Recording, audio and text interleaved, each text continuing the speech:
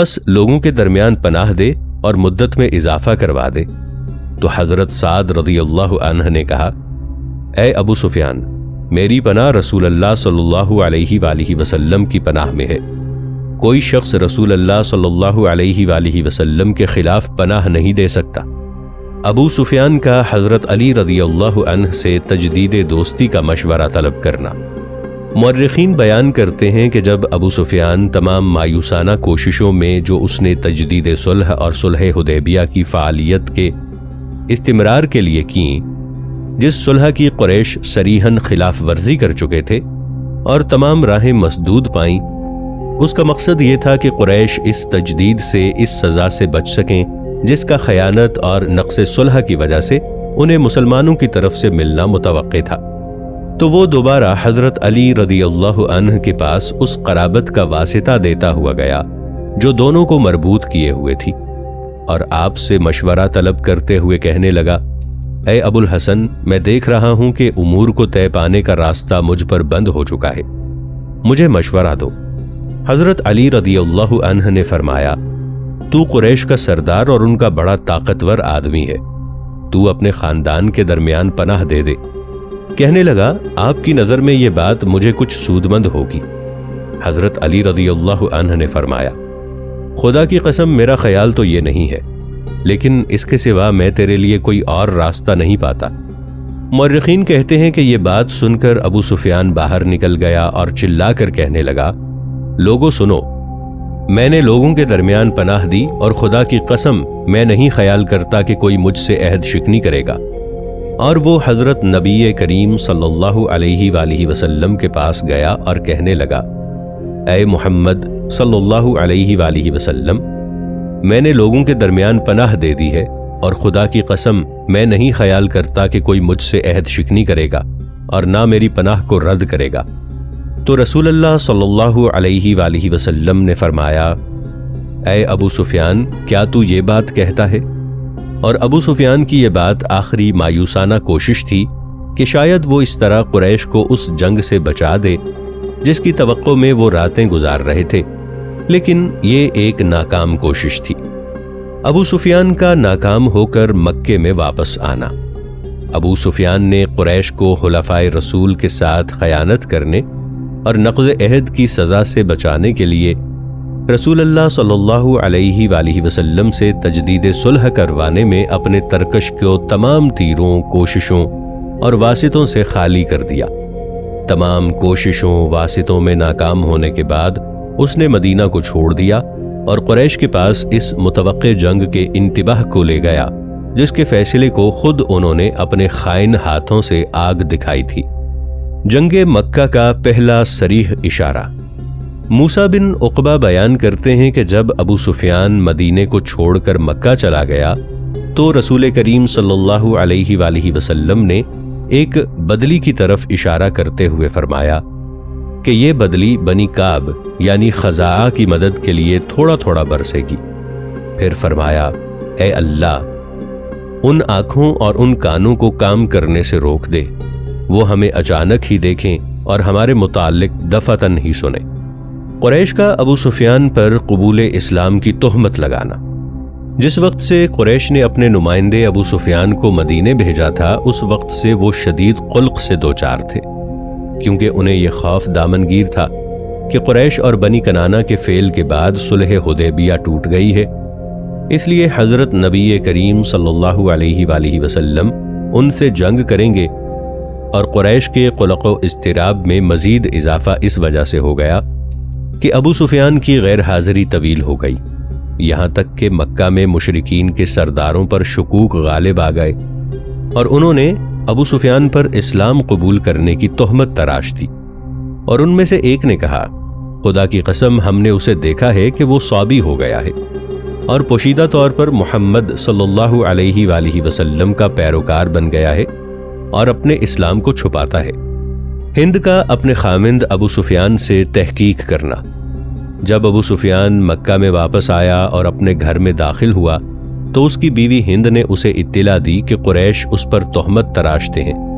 پھر جو کچھ اس نے مدینہ میں قریش کے لیے کہا تھا اسے پوچھتے ہوئے کہنے لگی، تجھے قید کر لیا گیا تھا، حتیٰ کہ تیری قوم نے تجھ پر اتہام لگایا۔ اگر اتنے طویل قیام کے بعد تو ان کے پاس کامیاب ہو کر آیا ہے تو فی الواقع مرد ہے۔ ناظرین، آگے بڑھنے سے پہلے کامنٹ سیکشن میں ہمیں اپنی آراء سے ضرور آگاہ کیجیے گا کہ آپ کو ہماری یہ سیریز کیسی لگ رہی ہے۔ میں ہوں طاہر عبید چودھری۔ آئندہ آنے والی اقساط سے باخبر رہنے کے لیے ہمارے چینل کو سبسکرائب کر لیں اور ساتھ موجود بیل آئیکن کو ضرور کلک کر لیں۔ شکریہ۔ پھر ابو سفیان اس کے پاس ایسے بیٹھ گیا جیسے مرد عورت کے پاس بیٹھتا ہے، اور وہ اس سے حالات پوچھنے لگی اور کہنے لگی، تو نے کیا کچھ کیا ہے؟ تو ابو سفیان نے اسے سارے حالات بتائے اور کہا کہ مجھے جو کچھ حضرت علی رضی اللہ عنہ نے کہا تھا وہی ہوا ہے۔ تو ہند نے اس کے سینے پر اپنی دونوں ٹانگیں دے ماری اور کہا، تو قوم کا بڑا ایلچی ہے۔ ابو سفیان کا قریش کو اپنے سفر کے تمام حالات سے آگاہ کرنا۔ ابو سفیان نے قریش کے ان سرداروں کے ساتھ میٹنگ کی جنہوں نے اس سے سفر مدینہ کے نتائج کے متعلق ایک جامع تقریر کرنے کا مطالبہ کیا تھا۔ اس نے صراحت کے ساتھ اپنی ناکام کوششوں کے تمام مراحل کو بالتفصیل بیان کیا۔ موسیٰ بن عقبہ نے کہا ہے کہ ابو سفیان مکہ میں آیا تو قریش نے اسے کہا، تیرے پیچھے کیا ہے؟ کیا تو محمد صلی اللہ علیہ وآلہ وسلم سے کوئی تحریر یا عہد لایا ہے؟ ابو سفیان نے جواب دیا، خدا کی قسم کچھ نہیں لایا۔ انہوں نے میری بات ماننے سے انکار کر دیا ہے۔ پھر میں نے ان کے اصحاب کا پیچھا کیا تو میں نے کسی بادشاہ کی قوم کو بھی ان سے زیادہ فرما بردار نہیں پایا۔ ہاں، حضرت علی رضی اللہ عنہ بن ابی طالب نے مجھ سے کہا تھا کہ تو لوگوں کو پناہ دینے کا التماس کر اور اپنی قوم کی پناہ کا التماس نہ کر، اور تو خود قریش کا بڑا سردار ہے اور ان سب سے اس امر کا زیادہ حقدار ہے کہ تیرے پناہ دینے کے عہد کو نہ توڑا جائے۔ تو میں پناہ دینے کے لیے کھڑا ہو گیا۔ پھر میں نے محمد صلی اللہ علیہ وآلہ وسلم کے پاس جا کر انہیں بتایا کہ میں نے لوگوں کے درمیان پناہ دے دی ہے، اور میں نے یہ بھی کہا، میرا خیال ہے کہ آپ میرے عہد کو نہیں توڑیں گے۔ تو رسول کریم صلی اللہ علیہ وآلہ وسلم نے جواب دیا، اے ابو حنظلہ، کیا تو یہ بات کہتا ہے؟ تو قریش نے ابو سفیان سے کہا، تو بغیر رضامندی کے راضی ہو گیا تھا اور ہمارے پاس وہ بات لے کر آیا ہے جو نہ تجھے کوئی فائدہ دے سکتی ہے نہ ہمیں۔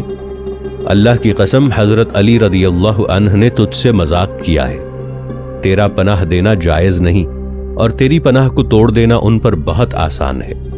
تو ابو سفیان نے کہا، خدا کی قسم، اس کے سوا مجھے وہاں سے کچھ نہیں ملا۔ اس طرح ابو سفیان مدینہ سے غمزدہ ہو کر واپس آ گیا، اور تم بھی کہتے ہو کہ جس مقصد کے لیے قریش نے اسے بھیجا تھا اس میں اسے کچھ بھی کامیابی نہیں ہوئی۔ اور جب ابو سفیان کو مدینہ میں سرداران مکہ کے مطلب کی بات یعنی تجدید صلح حدیبیہ کے متعلق کوئی کامیابی نہ ہوئی، اور نہ وہ کوئی ایسی معلومات حاصل کر سکا جس سے وثوق اور صراحت سے پتہ چلتا کہ آپ نے مکہ میں مشرکین سے جنگ کرنے کا فیصلہ کر لیا ہے، بلکہ رسول کریم صلی اللہ علیہ وآلہ وسلم نے عمدن قریش کو بے خبر رکھا، اور جب ابو سفیان آپ کے پاس تجدید صلح کا مطالبہ کرتا ہوا آیا تو آپ نے اسے یہ کہہ کر قریش کو حیرت میں ڈال دیا کہ ہم حدیبیہ کے روز کی جانے والی صلح اور مدت پر قائم ہیں۔ جب مشرکین کا نقض عہد آپ صلی اللہ علیہ وآلہ وسلم کے حلیف خزاعہ کے ساتھ خیانت کرنے کی حد تک پہنچ گیا تو آپ صلی اللہ علیہ وآلہ وسلم نے مشرکین مکہ کے ساتھ جنگ کرنے کی ٹھان لی۔ انہوں نے اس صلح سے نہایت برے انداز میں فائدہ اٹھایا تھا۔ ہاں، رسول کریم صلی اللہ علیہ وآلہ وسلم نے باوجود اس پختہ عزم جنگ کے اخفاء کا التزام رکھا کہ قریش کو اس وقت تک اس کا پتہ نہ چلے جب تک آپ صلی اللہ علیہ وآلہ وسلم اچانک اپنی فوج کے ساتھ ان پر نہ آ پڑیں اور کم از کم جانی نقصان کے ساتھ مکہ پر قابض ہو جائیں۔ اسی لیے آپ صلی اللہ علیہ وآلہ وسلم نے فرمایا تھا، جس کو آپ صلی اللہ علیہ وآلہ وسلم کے بعض خاص اصحاب نے سنا، کہ اے اللہ، ان کے کانوں اور آنکھوں کو کام کرنے سے بند کر دے، وہ ہمیں اچانک ہی دیکھیں اور ہمارے متعلق دفتن ہی سنیں۔ رسول کریم صلی اللہ علیہ وآلہ وسلم اس بات کے شدید آرزو مند تھے کہ جنگ کی خبروں کو مشرکین مکہ سے پوشیدہ رکھا جائے۔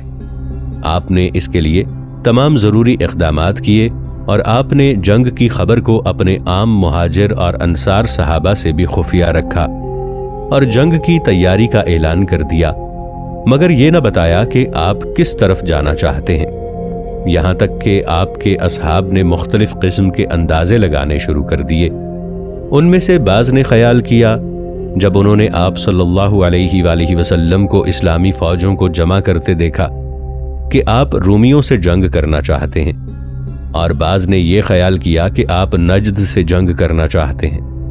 باوجود اس کے کہ رسول کریم صلی اللہ علیہ وآلہ وسلم نے اپنے اصحاب کو اپنے نقطۂ نظر سے آگاہ نہیں کیا تھا، پھر بھی اسلام کی تمام فوجیں اکٹھی ہو گئیں اور آپ نے دیہاتی باشندوں اور ان مسلمانوں کو جو مدینہ کے گرد و پیش میں رہتے تھے آدمیوں کے ذریعے یہ پیغام بھیجا کہ وہ انہیں کہیں کہ جو اللہ تعالیٰ اور یوم آخرت پر ایمان رکھتا ہے وہ رمضان شریف میں مدینہ میں حاضر ہو جائے۔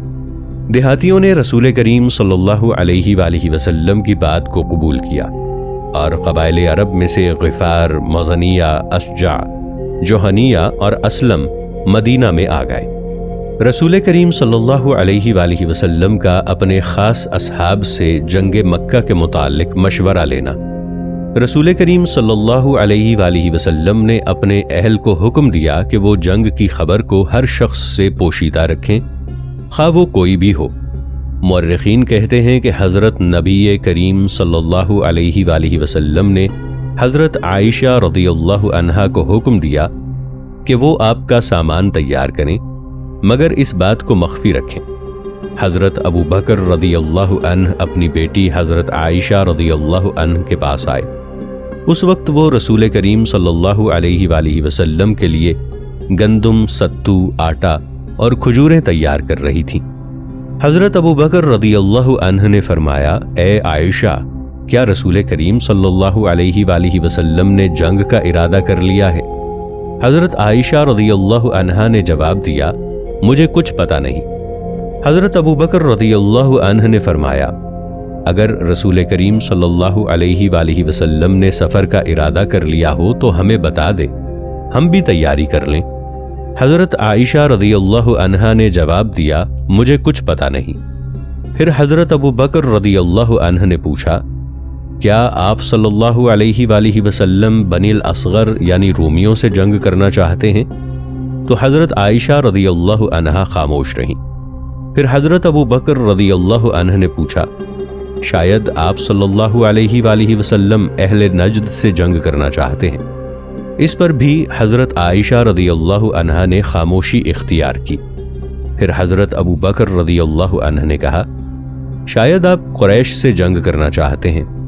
پھر بھی حضرت عائشہ رضی اللہ عنہا خاموش رہیں اور آپ پر یہ باتیں گراں گزریں، یہاں تک کہ رسول اللہ صلی اللہ علیہ وآلہ وسلم گھر میں داخل ہوئے۔ حضرت ابو بکر رضی اللہ عنہ نے آپ صلی اللہ علیہ وآلہ وسلم سے پوچھا، یا رسول اللہ صلی اللہ علیہ وآلہ وسلم، آپ نے سفر کا ارادہ کیا ہے؟ آپ صلی اللہ علیہ وآلہ وسلم نے جواب دیا، ہاں۔ حضرت ابو بکر رضی اللہ عنہ نے کہا، کیا میں بھی تیاری کروں؟ فرمایا، ہاں۔ حضرت ابو بکر رضی اللہ عنہ نے دریافت کیا، یا رسول اللہ صلی اللہ علیہ وآلہ وسلم، آپ کہاں جانا چاہتے ہیں؟ فرمایا، قریش کے پاس۔ اے ابو بکر رضی اللہ عنہ، اس بات کو پوشیدہ رکھنا۔ حضرت ابو بکر رضی اللہ عنہ نے کہا، کیا ہمارے اور ان کے درمیان مدت مقرر نہیں؟ فرمایا، انہوں نے خیانت اور عہد شکنی کی ہے اور میں ان سے جنگ کرنے والا ہوں۔ نیز آپ صلی اللہ علیہ وآلہ وسلم نے حضرت ابو بکر رضی اللہ عنہ سے فرمایا، جو باتیں میں نے آپ سے کی ہیں انہیں افشا نہیں کرنا۔ جبکہ بعض نے یہ گمان کیا کہ آپ صلی اللہ علیہ وآلہ وسلم شامیوں سے جنگ کرنا چاہتے ہیں، بعض نے ثقیف سے اور بعض نے خیال کیا کہ آپ صلی اللہ علیہ وآلہ وسلم حوازن سے جنگ کرنا چاہتے ہیں۔ رسول کریم صلی اللہ علیہ وآلہ وسلم کے ایلچیوں کا قبائل کو جمع کرنے کے لیے جانا۔ جب رسول کریم صلی اللہ علیہ وآلہ وسلم نے مکہ پر حملہ کرنے کا فیصلہ کر لیا تو آپ صلی اللہ علیہ وآلہ وسلم نے اپنے 12 مخلص صحابہ کو قبائل کے جمع کرنے کے لیے جنگلات کی طرف بھیجا۔ ان نمائندوں کے نام یہ ہیں: نمبر 1 اسما بن حارثہ اسلم قبیلے کی طرف۔ اسما بن حارثہ بن سعید بن عبداللہ بن غیاس اسلمی، ان کی کنیت ابو ہند تھی۔ آپ اصحاب صفہ میں سے تھے اور ان لوگوں میں سے تھے جو خدمت رسول میں فنا تھے۔ آپ کی وفات حضرت معاویہ رضی اللہ عنہ کی خلافت میں 80 سال کی عمر میں ہوئی۔ نمبر 2 ہند بن حارثہ، یہ اسما بن حارثہ کے بھائی تھے، دونوں اصحاب حدیبیہ میں سے تھے۔ بغوی نے بیان کیا ہے کہ ہند اپنے 7 بھائیوں کے ساتھ بیعت رضوان میں شامل تھے۔ نمبر 3 رافع بن مقیس الجوہنی، جوہنیہ کی طرف۔ رافع بن مقیس کے حالات کے لیے ہماری صلح حدیبیہ کی سیریز ضرور دیکھیے۔ نمبر 4 جندب بن مقیس الجوہنی، جندب بن مقیس بن عامر الجوہنی رافع بن مقیس کے بھائی تھے۔ آپ غالب بن عبداللہ اللیثی کے زیر قیادت نکلنے والے سریہ میں شریک تھے۔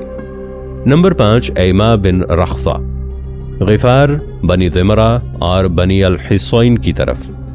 مسلم کی روایت کے مطابق حضور صلی اللہ علیہ وآلہ وسلم کی مدینہ ہجرت سے قبل آپ اپنی قوم کی امامت کراتے تھے، لیکن ابن اسحاق کا کہنا ہے ایما غزوہ بدر میں مشرکوں کے ساتھ تھے۔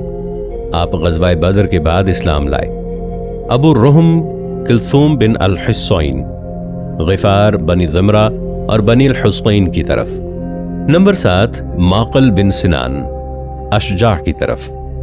معقل بن سنان بن مظہر الاشجعی، آپ قدیم الاسلام تھے۔ جب آپ حضور علیہ السلام کے پاس آئے تو آپ نے انہیں جاگیر دی، نہایت خوبصورت تھے۔ مورخین کہتے ہیں کہ جب یہ خلافت عمر میں مدینہ آئے تو ایک شاعر نے کہا، میں معقل کے شر سے اللہ تعالیٰ کی پناہ چاہتا ہوں جب وہ پاپیادہ بقی کی طرف جاتا ہے۔ بعض کہتے ہیں کہ یہ شعر ایک عورت نے کہا تھا۔ جب حضرت عمر رضی اللہ عنہ کو اس کی اطلاع ہوئی تو آپ نے معقل کو بصرہ کی طرف جلاوطن کر دیا۔ جنگ حنین اور فتح مکہ کے روز معقل اپنی قوم اشجع کا علم اٹھائے ہوئے تھے۔ آپ کو ابن عقبہ المری نے 63 ہجری میں مدینہ پر قابض ہو کر قتل کر دیا۔ نمبر 8 نعیم بن مسعود۔ نمبر 9 بلال بن الحارث، مزنیہ کی طرف۔ بلال بن حارث بن عصم المزنی قدیم الاسلام تھے۔ فتح مکہ سے قبل مدینہ میں سکونت اختیار کر لی۔ فتح مکہ کے روز مزنیہ کا ایک جھنڈا ان کے پاس تھا۔ بعد ازاں بصرہ میں رہائش پذیر ہوئے اور سن 66 ہجری میں 80 سال کی عمر میں فوت ہوئے۔ نمبر 10 عبداللہ بن عمرو المزنی، مزنیہ کی طرف۔ عبد بن عمرو، ابن حجر نے ان کا ذکر کیا لیکن یہ نہیں لکھا کہ حضور صلی اللہ علیہ وآلہ وسلم نے ان میں سے کس کو مزنیہ کی طرف بھیجا۔ نمبر 11 الحجاج بن علات اسلمی، بنی سلیم کی طرف۔ نمبر 12 ارباض ابن ساریہ، ارباض بن ساریہ بن نجی اسلمی مشہور راوی حدیث صحابی ہیں، اصحاب صفہ میں سے ہیں۔ سن 75 ہجری میں فوت ہوئے۔ حمص شام میں رہائش تھی۔ نمبر 13 بشر بن سفیان، بنی کعب کی طرف۔ نمبر 14 بدیل بن ورقہ۔ مجلس مشاورت میں حضرت ابو بکر رضی اللہ عنہ کا قریش کے ساتھ نرمی اور حضرت عمر رضی اللہ عنہ کا سختی کرنے کا مطالبہ۔ جب رسول کریم صلی اللہ علیہ وآلہ وسلم نے مکہ میں قریش سے جنگ کرنے کا فیصلہ کر لیا تو آپ نے ایک مجلس اعلیٰ کا انعقاد کیا تاکہ آپ اپنے بعض خاص اصحاب سے جن کا نام جنگی بورڈ کے ارکان اور وزراء میں آنے کا امکان تھا تبادلہ خیال کریں۔ ان اصحاب کے سرخیل حضرت ابو بکر اور حضرت عمر رضی اللہ عنہم تھے۔ حضرت ابو بکر رضی اللہ عنہ مکے پر چڑھائی نہ کرنے کے حق میں تھے۔ ان کا کہنا تھا کہ کچھ دیر انتظار کیا جائے، جیسا کہ آپ نے مجلس میں یہ کہہ کر اشارہ دیا تھا کہ یا رسول اللہ، وہ لوگ آپ کی قوم سے ہیں۔ مگر حضرت عمر رضی اللہ عنہ نے نبی کریم صلی اللہ علیہ وآلہ وسلم کو انہیں سزا دینے اور انہیں صفحہ ہستی سے مٹانے کی ترغیب دی، اور نبی کریم صلی اللہ علیہ وآلہ وسلم کو صراحت سے کہہ دیا کہ جب تک تمام قریش کا کانٹا نہ نکال دیا جائے اس وقت تک جزیرے میں بت پرستوں کو جھکانے اور اسلام کو قرار حاصل ہونے کی کوئی سبیل نہیں ہو سکتی۔ حضرت عمر رضی اللہ عنہ نے کہا، وہ کفر کے سردار ہیں، انہوں نے آپ کو ساحر اور کذاب خیال کیا ہے۔